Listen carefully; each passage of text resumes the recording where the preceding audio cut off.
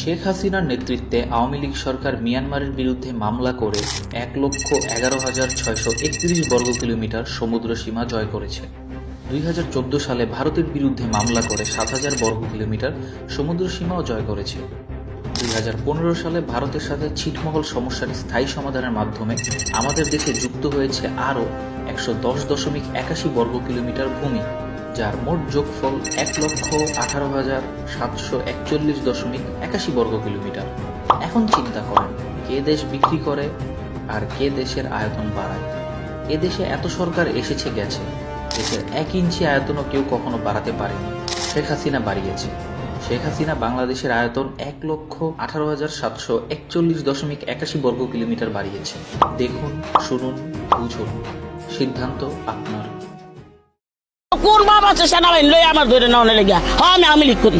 ওই আমিলিকের মিটিং মিছিলে গেছি, সত্য কথা ১০ জনের সামনে কইতাছি আমি আমিলিক, আমার বাবা আমিলিক, আমি আমিলিক, আমি ৫০০ মানুষের সামনে করবো।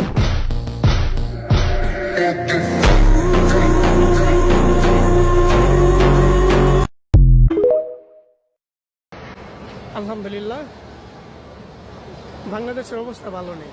এই অশুভ শক্তি জঙ্গি গোষ্ঠীর হাত থেকে রক্ষা করতে আমাদের দেশরত্ন বঙ্গকন্যা মাননীয় প্রধানমন্ত্রী জননেত্রী শেখ হাসিনাকে পুনরায় দেশে ফিরিয়ে আনার লক্ষ্যে মহান আল্লাহ পাকের কাছে প্রার্থনা করছি। মহান আল্লাহ পাক আমাদের প্রিয় নেত্রীকে, জননেত্রী শেখ হাসিনাকে দেশে ফিরিয়ে এনে পুনরায় ক্ষমতা দিয়ে দেশকে অশুভ শক্তির হাত থেকে রক্ষা করুক, আমিন।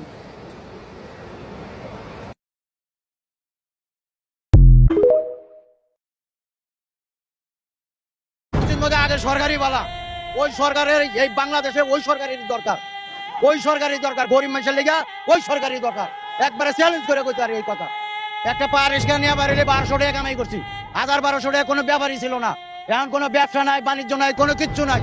এই দেশে এখন তামা হয়ে গেছে সোজা কথা। আগে সরকারি বালা ছিল, আগের সরকার যদি কাজ কাম না করতো, ঢাকা শহরে ১০ দিন না তো ঢুকতি আর ১০ দিন না তো বাইরে হতি।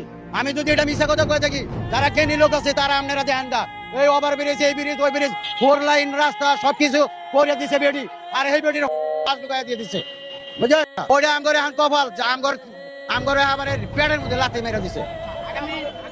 ভবিষ্যৎ কে আইব না আইব এটা কইতে পারবো না। হ্যাঁ, তারাই চাই। এই যে আমরা টাকা পয়সা কামাই করে তো এখন মনে করেন রোডে যায়, খায়া দায়া, গ্যারেজে যায় ৩০০ টাকা জমা রাখতে পারি না।